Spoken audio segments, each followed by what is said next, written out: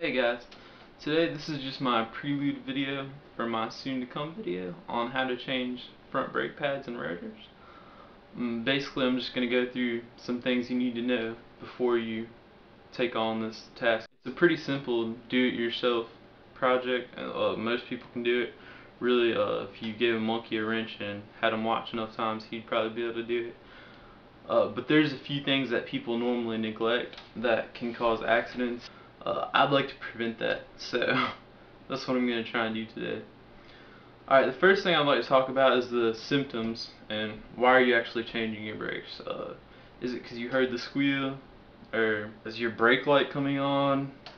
Do you feel the vibrating steering wheel? I'm sure a lot of you guys already know what some of these symptoms are, but for those of you who don't, the most common thing that sends people to the shop to get their brakes done is the squeal, and that's just a little wear indicator, a metal wear indicator.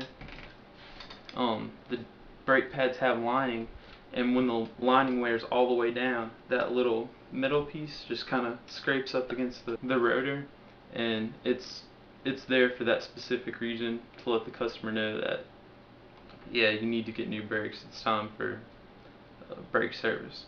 So that's the most easy fix normally, because normally your rotors are still intact, but they do need to be within a minimum thickness. Now what I mean by this is, when you go to your parts store, you can ask what the minimal thickness would be for your specific rotor. A lot of times it's actually stamped onto the rotor itself, so you can find it out that way. It may be in millimeters or inches. What you need is a pair of dial calipers or digital calipers or whatever you have or can afford. The digitals are a little bit more expensive, but basically you'll take these with you with your minimal thickness number. Let's see.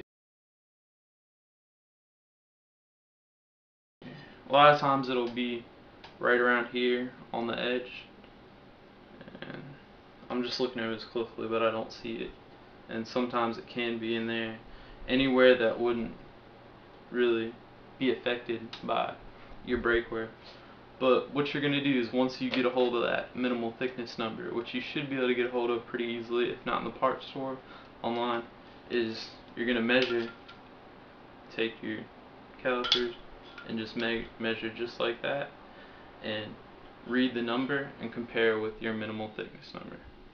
Now, if it's below, you do need to change the rotors, because at that point they're unsafe to drive with.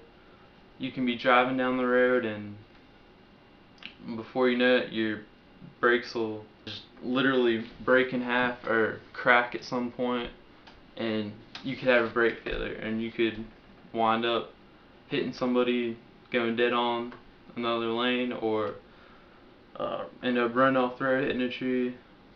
A lot of bad scenarios can happen, and this happens a lot because these do-it-yourselfers get the mentality, oh, I'll do it myself, and that's good to some extent, but you just need to make sure you're doing it the right way if you're gonna do this kind of stuff. So that's the number one and most important thing I have to say about this whole video, is the minimum thickness. Make sure it's not under that before you put the pads back on. Now, as far as replacing rotors and pads, you don't need to replace your rotors unless they're below minimum thickness, or unless they're pulsating, like the steering wheel is pulsating. That comes from a warped rotor. You do have the option to resurface or machine your rotor, even if you're not in a shop. Your local parts store, I know O'Reilly they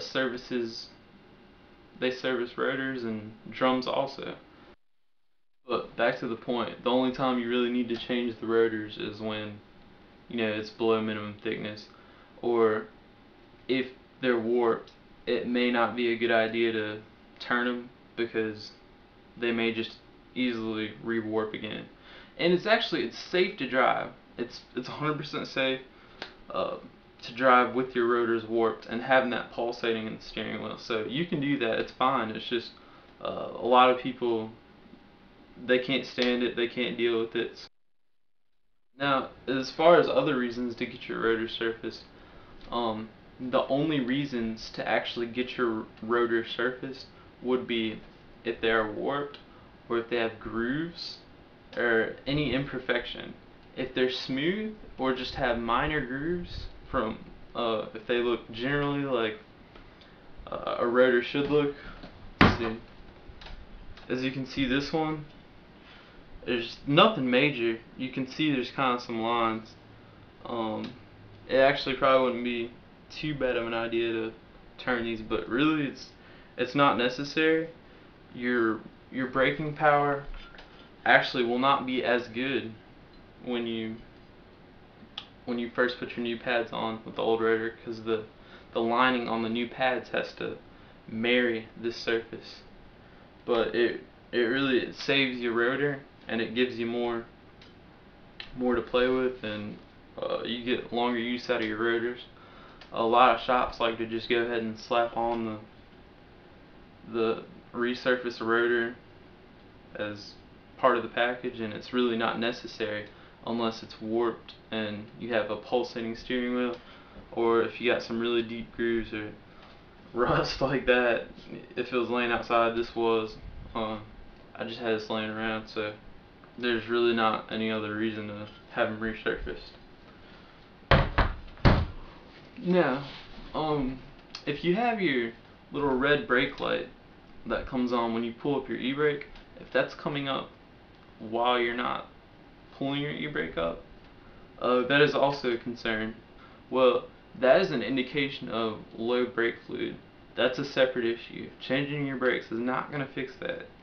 So this would indicate that you are leaking brake fluid, and it would need to be diagnosed and repaired, because you don't really just use brake fluid or any other fluid other than oil. That's the only fluid you really can burn through, or it's not too big of a deal. Well, to wrap it up, basically today, the things to make sure when you're doing your own brake jobs are the minimum thickness. That's the main major thing. The warped rotors, you can drive safely with warped rotors. You can have your warped rotors turned, but the skinnier they are, the more likely the warp is to come back. If you're someone that would be bothered by the vibrating steering wheel, best thing to do is just go ahead and get new rotors. And then thirdly, the red brake light that comes on when you apply your e-brake, if that's coming on when you're not applying the e-brake, then you're low on brake fluid, which means you have a leak somewhere. And then also, one more thing to add I didn't talk about earlier was your ABS light. If your ABS light is on, and it's just on all the time, this means that your ABS system is not working right now. It's a fail-proof system because it can do some crazy things. So if any component doesn't work, it just cuts itself off. So that would be one reason that's one way your ABS light comes on. If you slide and you apply the brake really hard and you feel a really rapid do, or like your feet's going over mountains, that's when your analog brakes actually apply themselves, and those mountains you feel going over your feet are it's your hydraulic system applying the brakes really fast. So that's pretty much all I can think of right now. So that's it for today, and thanks guys for watching, and please subscribe. Thanks.